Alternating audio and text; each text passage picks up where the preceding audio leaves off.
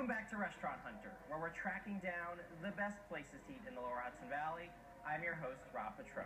Our last stop in New City this half hour is just a couple miles up the road from where I am right now, the Burger Loft. It's called the Challah Ferry, and they specialize in, yep, you guessed it, challah bread.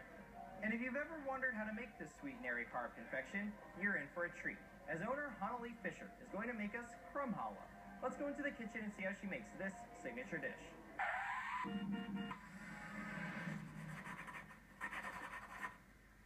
We're going to first mix all the dry ingredients. We're going to first mix flour, 20 pounds of flour. This is a special high gluten flour, which makes our dough very smooth and easy to work with. Now we're going to add in the rest of the dry ingredients, 8 cups of sugar and a half a cup of salt. Now we're going to add in combined water and oil. It's 4 quarts of water and 4 cups of oil. And here we have 4 eggs. We're going to put that in here.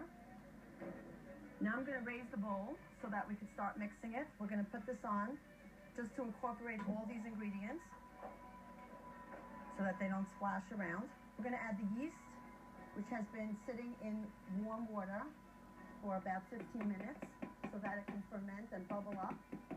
We try to let it work itself in for at least 5 to 10 minutes so that it can become a very smooth and soft dough. Now that the dough is finally finished and mixed, we're going to take a small piece, which is to commemorate the offerings that were given in the temple. And because we have no temple today and we cannot give any offerings, this small piece of dough is to commemorate it, and it's a special time of prayer, and we make a special blessing, and the blessing is Baruch atah Adonai Eloheinu melech haolam asher kedeshanu b'mitzvotav v'tzivanu lahafresh challah min ha'isa. We are separating the challah, this is actually called the challah, from the big dough that we're mixing over here, and this is really a special thing for anybody.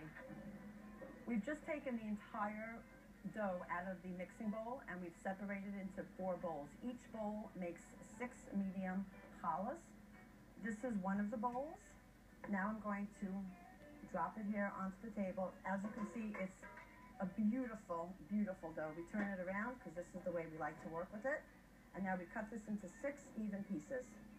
Okay, before we start braiding our challah, we make sure that it's an even rectangular piece so that no pieces are longer or shorter than the others. We split it in half. We split each piece in half again. We don't cut it all the way through to the top because this way we don't have to pinch the tops and they automatically stay together. This is a very simple way of braiding. It's an over, under, over, and at the end it looks like a basket weave. We always start on the left side. We go over, under, over. Then we start again on the left side. Over, under, over. Over, under, over. Always starting from the left side and finishing on the right. Over, under, over. Over, under, over. And at the end, we just take everything and we fold it in on the underneath, and it looks like a beautiful braided challah. So I became the challah fairy when my children were younger and I was a stay-at-home mom. I used to bake challah every Thursday, and every Thursday I didn't know what to do with 6 challahs. I would put them in my friends' garages and in their mailboxes, and I would have one friend who would call me every single Friday afternoon and she would say, "Ooh, the challah fairy was here." So when I decided to go into business, it was only natural that I would be the challah fairy. And that's what I am today. Now that we finished braiding our challahs, we're putting them into the pans.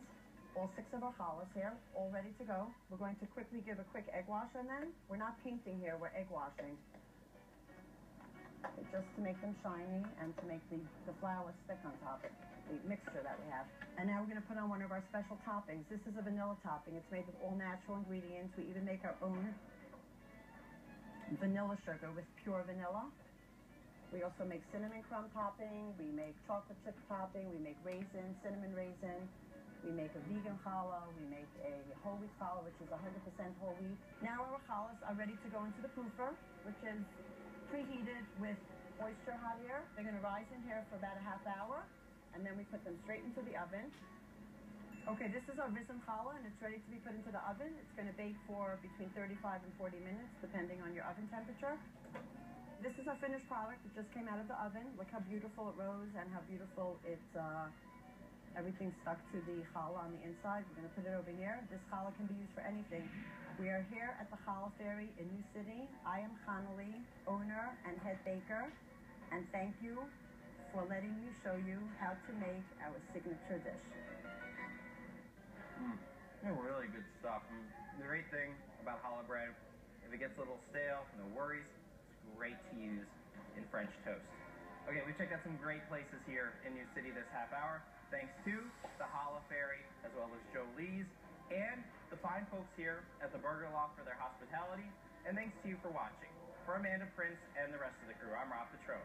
Till next time, ciao.